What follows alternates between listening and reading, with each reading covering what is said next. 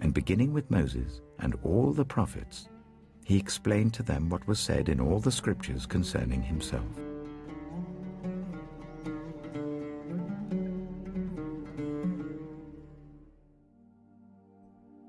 Shalom, children. Today we are going to be taking a deeper look at this week's Torah portion to see where it speaks of Yeshua Ha'Mashiach. We are in the book of Vayikra. The parashah this week is a double portion of scripture called Behar and Bechukotai, which in Hebrew means at the mountain and in my statutes. Let's hear a summary of the parashat. On the mountain of Sinai, Adonai gives instructions to Moshe regarding the laws for the sabbatical year. Every 7th year, all work on the land is to stop, and its produce to become freely available for all, both man and beast. After 7 sabbatical cycles, it is the 50th year, which is to be a Jubilee Year. During this time, work on the land stops. All servants who owe a debt are set free, and if any family have sold their property within the land of Israel, it is to be given back to them. Other instructions are then given how land should be sold and the rules around borrowing and lending. In the second portion, called Bechukotai, Adonai makes a promise to the children of Israel. He tells Moshe, "Those who keep his commandments will enjoy material prosperity and dwell securely in their homeland." However, he then delivers a warning of exile, persecution, and other evils which will take place if they do not keep their covenant with him. A list of blessings then follows for those who obey, and a list of curses for those who disobey. The parashah concludes with rules on how to calculate the tithes of produce and livestock. Yeshua said, "If you believed Moshe, you would believe me, because he wrote about me." So let's dig a bit deeper to see if we can find Yeshua in the scriptures. Have you ever been so tired you longed for your bed so that you could sleep? We have learned Yahweh has provided for us a weekly rest called the Sabbath day, upon which we can be refreshed.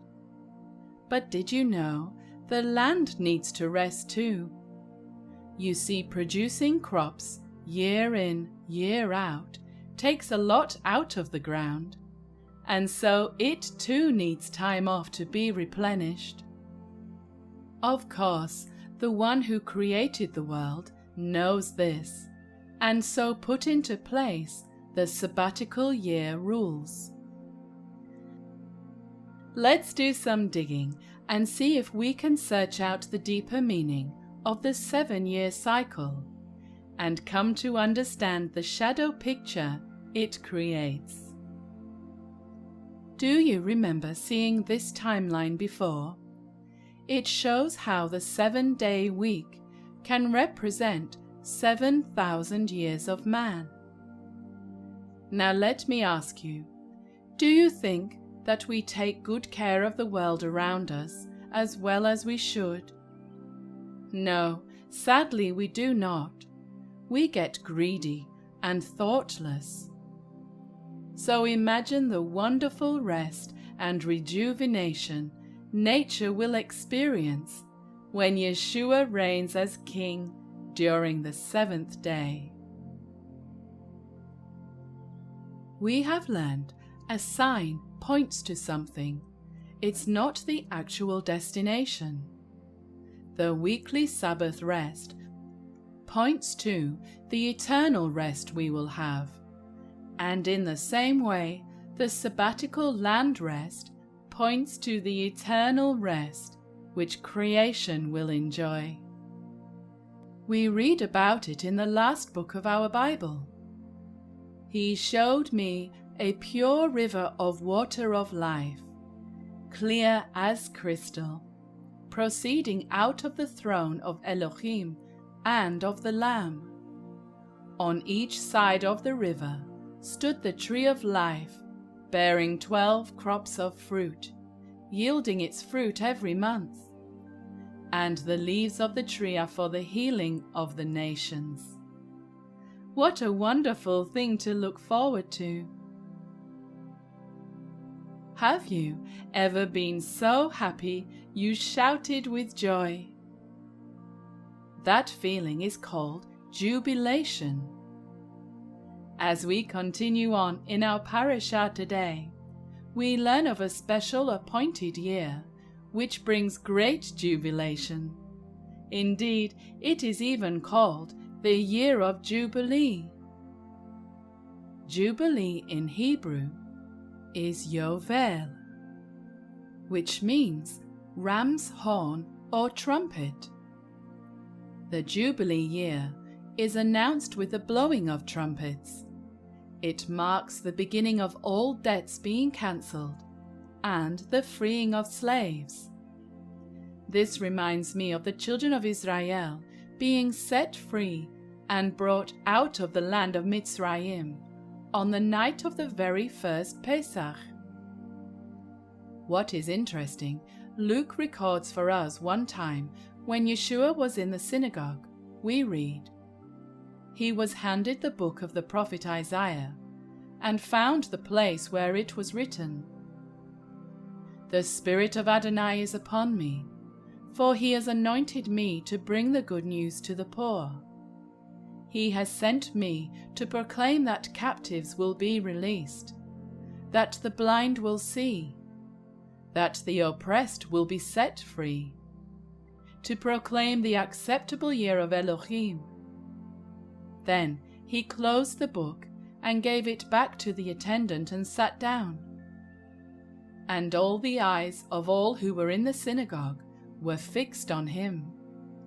And he began to say to them, 'Today this scripture is fulfilled in your hearing.'" Children, Yeshua is the Pesach Lamb without blemish, who has brought about an everlasting Jubilee year. We are no longer slaves to sin when we have been set free by the blood of the Lamb. As we continue on into the portion called Bechukotai, we read, "If you walk in my statutes and keep my commandments and perform them, then I will give you rain in its season. The land shall yield its produce, and you shall eat your bread to the full, and dwell in your land safely." Yeshua told his disciples, "If you love me, keep my commandments." And we know from our studies, he is the living water and the bread of life promised for those who walk in the way and the truth. Even if we do not understand all the laws, we should keep them in faith. And did you know, obeying or disobeying a rule is a choice we make? Blessing comes through our obedience to Yahweh. Adonai wants to bless us and wants us to walk in his mitzvot, as he knows they are the way that leads to life. The author of the book of Proverbs knew this. He wrote, "Hear, my children, the instructions of a father, and give attention to no understanding. For I give you good doctrine. Do not forsake my law." The end of Torah Portion Bechukotai brings us to the end of Vayikra. Next we will begin the fourth book of the Torah, Bamidbar, which means in the wilderness. Our journey continues along with the children of Israel as they travel through the wilderness on their way to the promised land. Well, children, that is the end of our study for today. So we will see you next time when we search the scriptures together. Shalom.